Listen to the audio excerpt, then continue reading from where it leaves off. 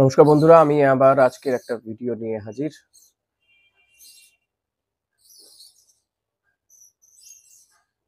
ফ্যানের ক্যাচকেচানি। যাই হোক, শুরু করছি। নমস্কার বন্ধুরা, আজকে আবার একটা ভিডিও নিয়ে হাজির আপনাদের সঙ্গে। আমি প্রত্যেক দিনের মতো ঋষিকেশ তো রয়েছি। আজকে যে কথা বলবো, ইস্ট বেঙ্গলের ট্রান্সফার নিউজ নিয়ে কথা রয়েছে। ইস্ট বেঙ্গলের ঘরে কি খবর দলবদল নিয়ে। পাশাপাশি আজকে ভারতের ম্যাচ রয়েছে থাইল্যান্ডের বিরুদ্ধে। যদিও এটা ফিফা ফ্রেন্ডলি ম্যাচ। হংকং এর বিরুদ্ধে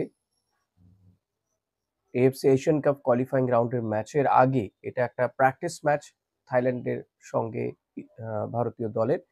সেই ম্যাচ নিয়েও কথা হবে। তো চলুন শুরু করা যাক আজকে।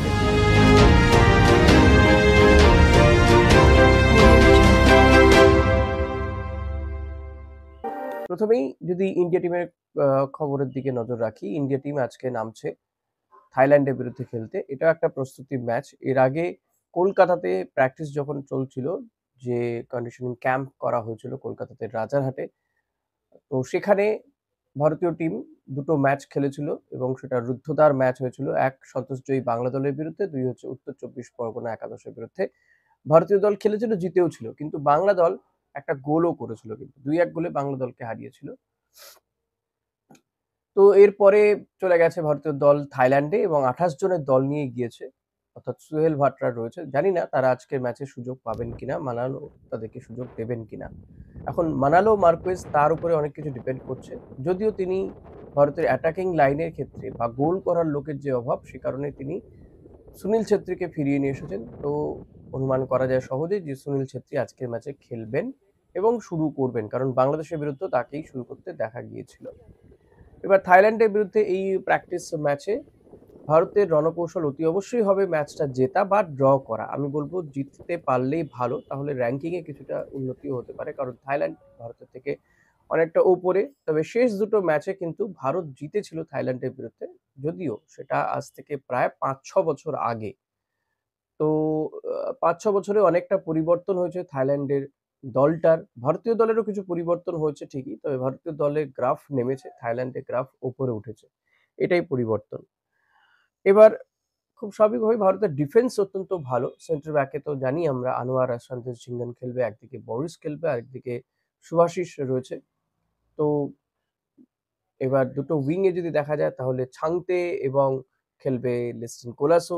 মাঝমাঠে হয়তো ব্রেন্ডনকে খেলানো হবে, এডমন্ড লালরিন্ডিকাকে খেলানো হতে পারে। আমি চাইবো যে এই প্লেয়ারটিকে খেলানো হোক, কারণ গোল করার তো লোকের একটা অভাব এবং সঠিক জায়গায় বল রাখা বা অ্যাটাকিং মিডিও যাকে বলে, সেই কারণে এই প্লেয়ারটিকে রাখা উচিত এবং নাওরে মহেশকেও কোনোভাবে এই টিমের মধ্যে ইনক্লুড করা উচিত।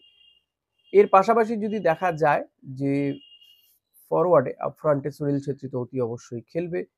তো সুনীল ছেত্রী, অর্থাৎ যদি দেখা যায় ভারত 4-4-2 এ খেলতে পারে, মানে ডিফেন্সে 4 জন, মাঝমাঠে 4 জন, হয়ে গেল 8, গোলে 1 জন।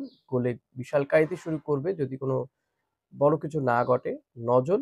আর ওদিকে সুনীল ছেত্রী আর হয়তো সুহেল ভাট, এই দুজনকে নামানো হলেও হতে পারে। আদারওয়াইজ মনবীরকে নামানো হতে পারে। বা আমি বলবো যে এই প্লেয়ারগুলোকে দেখে নেওয়া উচিত। ভারতের যেহেতু গোল করার লোকের অভাব, তো সুহেল ভাট, মনবীর প্রত্যেককেই অল্প কিছু সময়ের জন্য হলেও সুযোগ দেওয়া উচিত। তো এই যদি ভারতীয় দল মোটামুটি হয়, থাইল্যান্ড দলটা যথেষ্ট শক্তিশালী। তো সেই শক্তিশালী দলের বিরুদ্ধে জিততে গেলে ভারতকে গোল করতে হবে অতি অবশ্যই। আমি তো চাইবো যে ভারতের এই ম্যাচটা জিততে হবে, এটাই টার্গেট করা উচিত। তাহলে কিন্তু মোটিভেশনটা হংকং এর বিরুদ্ধে নামার আগে অনেকটা উপরে থাকবে, কারণ র্যাঙ্কিং এ অনেকটা উপরে থাইল্যান্ড। সেই দলের বিরুদ্ধে জয়টা নিঃসন্দেহে ভালো জায়গায় যাবে। এমনিতে গত বছর ভারত একটা ম্যাচেও জয় পায়নি। এবছর অবশ্য একটা ফ্রেন্ডলি ম্যাচ মালদ্বীপের বিরুদ্ধে জয় পেয়েছে ভারত। সেই ম্যাচটাতে কিন্তু আমরা দেখেছিলাম, গোল করেছিল রাহুল ভেকে, হেড করে গোল করেছিল। তো দেখা যাক, এখন হয়তো রাহুল বেকেকেও খেলানো হতে পারে। অভিষেক টিকচাম সিংও রয়েছে। টিমে অনেক অপশন রয়েছে ইনফ্যাক্ট। গোল করার লোক ছাড়া বাকি জায়গাতে কিন্তু অনেকগুলো অপশন রয়েছে। আমি মানে ব্যক্তিগতভাবে মনে করি এই টিমটাতে ডেভিডকে অতি অবশ্যই রাখা উচিত ছিল এবং পাশাপাশি এই পিভি বিষ্ণুকেও রাখা উচিত ছিল। যাই হোক, সেটা মানালো মার্কোস তিনি ঠিক করেছেন এবং তিনি আনএক্সপেক্টেড দল খেলান। এই প্র্যাকটিস ম্যাচে হয়তো দেখা গেল আমরা যেটা ভাবছি তেমনটা নাও হতে পারে। আপনারা কি ভাবছেন সেটা অতি অবশ্যই জানাতে ভুলবেন না। আপনার কি মনে হচ্ছে যে আজকের ম্যাচে কি হতে পারে ফার্স্ট 11 সেটা জানাতে ভুলবেন না। বাংলাদেশেরও আজকে খেলা রয়েছে। বাংলাদেশও আজকে একটা ফ্রেন্ডলি ম্যাচ খেলবে, ফিফা ফ্রেন্ডলি ম্যাচ। বাংলাদেশে কেন বলছি? কারণ ভারত আর বাংলাদেশ একই গ্রুপে রয়েছে। সেই কারণেই বলছি। বাংলাদেশ ভুটানের বিরুদ্ধে একটা ফ্রেন্ডলি ম্যাচ খেলবে এবং হামজা চৌধুরী তিনিও চলে এসেছেন। আ তো বাংলাদেশ কিন্তু অনেকগুলো ওই ওভারসিজ প্লেয়ারদেরকে টিমে অন্তর্ভুক্ত করছে, যেটা তাদের টিমকে শক্তিশালী করছে। আমরা দেখেছি যে আগের বাংলাদেশ আর এখনকার বাংলাদেশ টিমটা কিন্তু যথেষ্ট পরিবর্তন হয়েছে। হ্যাঁ, এটা ঠিক যে ভারতের বিরুদ্ধে তারা জিততে পারেনি কিন্তু ড্র করেছে এবং যথেষ্ট চাপে রেখেছিল। শুভাশিস খুব সুন্দর একটা গোল বাঁচিয়ে দিয়েছিল, নাহলে কিন্তু বাংলাদেশ ওই ম্যাচটা জিতে গেলেও জিততে যেতে পারত। এবার যদি আসা যাক অভিষেকের খবরে। অভিষেককে নিয়ে গতকাল আমি খুব দেখছিলাম অনেকগুলো আ যারা ইস্ট বেঙ্গলের খবর মোটামুটি করে থাকে, তারা প্রচুর অনেকেই বলছিলেন যে অভিষেকের সঙ্গে ইস্ট বেঙ্গলের ফাইনাল ডিলটা ডান হয়ে গেছে। বাট আমার কোথাও গিয়ে একটু সন্দেহ ছিল, সে কারণে আমি কালকে কোনো কিছু ইনফরমেশন দিইনি। আরেকটু খোঁজখবর নিয়ে তারপর দেখলাম যে রাতের দিকে মার্কোস তিনিই জানিয়ে দিয়েছেন যে না, অভিষেকের ডিলটা এখনো পর্যন্ত ফাইনাল হয়নি। অভিষেককে পাঞ্জাব ছাড়তে চাইছে না বা ছাড়লেও বিপুল টাকা তারা চাইছে। প্রায় ২ কোটির মতো ট্রান্সফার ফি তারা চাইছে। হ্যাঁ, এটা ঠিক যে অভিষেকের প্রতি ইন্টারেস্ট শো করেছে কলকাতার ২ টো ক্লাব। আ মানে ৩ টে ক্লাব ইন্টারেস্ট শো করেছে, যার মধ্যে কলকাতার ২ টো ক্লাব রয়েছে, ইস্ট বেঙ্গল এবং মোহনবাগান। ইস্টবেঙ্গলের সঙ্গে কথাবার্তা অনেক দূর এগিয়েছে। হয়তো হয়ে গেলেও যেতে পারে। ইস্টবেঙ্গল কোথাও গিয়ে একটা নেগোসিয়েশন এর জায়গাতে পৌঁছতে পেরেছে বলে শোনা যাচ্ছে। বাট এখনো ডিলটা ডান হয়নি। অভিষেকে কোনো প্রি কন্ট্রাক্ট এ সাইন করেনি। তো এটা একটা জানানোর বিষয়। তবে হতেই পারে যে আমি যেই মুহূর্তে দাঁড়িয়ে ভিডিওটা করছি, হয়তো পরবর্তী সময়ে দেখা যেতে পারে যে আর কিছুক্ষণ পরে হয়তো সই করে দিলেও দিতে পারে। কারণ এই ট্রান্সফার মার্কেটে না অনেক সময় অনেক কিছু বদলাচ্ছে প্রত্যেক মুহূর্তে চেঞ্জ হয়ে যাচ্ছে অনেক তথ্য। তো ফলত আমি সেই সময় অবধি পর্যন্ত এই কথাটা বলতে পারি। এর বাইরে তো বলতে পারি না।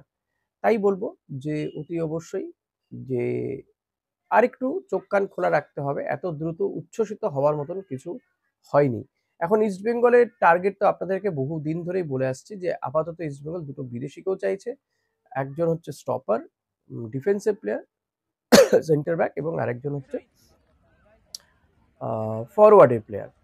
তো ফরওয়ার্ডের প্লেয়ার অনেকগুলোই ভাবা হচ্ছে আফ্রিকান কান্ট্রি থেকে। কেউ বলছেন কোনো ডাচ ফুটবলারকে আ নজর রাখা হচ্ছে, তার সাথে কথাবার্তা হচ্ছে। বাট এগুলো সবই ভাসা। এখনো তেমন কোনো সোর্স থেকে কিছু উঠে আসেনি কিন্তু। কারণ ইস্ট বেঙ্গল এই জায়গা দুটো খুবই গোপনীয়তা অবলম্বন করছে। আজকে প্রায় ৪ তারিখ হয়ে গেল। এখনো পর্যন্ত কিন্তু বলা যেতে পারে এই দুটো জায়গাতে ইস্ট বেঙ্গল খুবই গোপনীয়তা অবলম্বন করে এগোতে চাইছে।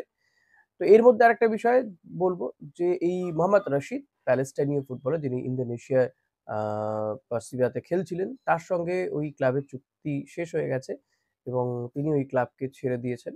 সেটা তিনি তার সোশ্যাল মিডিয়াতে পোস্ট করে জানিয়েছেন।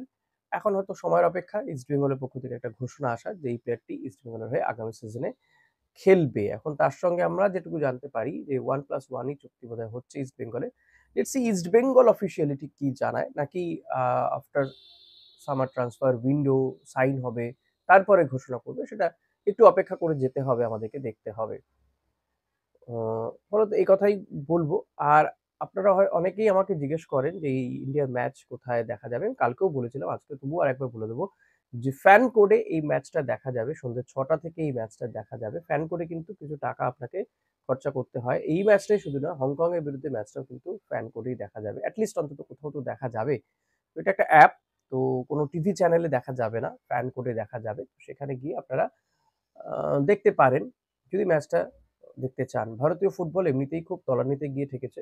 তাই আমি বলব যে ভারতীয় ফুটবলের জন্য আজকের ম্যাচটা সুনীল ছেত্রীদের জয় পাওয়াটা খুবই দরকার।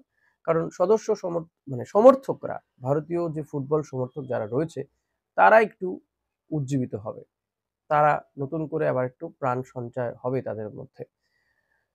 তো এই ছিল আজকের ভিডিওর আজকের মতো ভিডিও এখানেই শেষ করছি। ভিডিওটা ভালো লাগলে অতি অবশ্যই লাইক, কমেন্ট, শেয়ার করতে ভুলবেন না। চ্যানেলে নতুন হলে যেটা করতে হয় সাবস্ক্রাইব করে নেবেন, বেল বাটনটি প্রেস করতে ভুলবেন না। Thank you.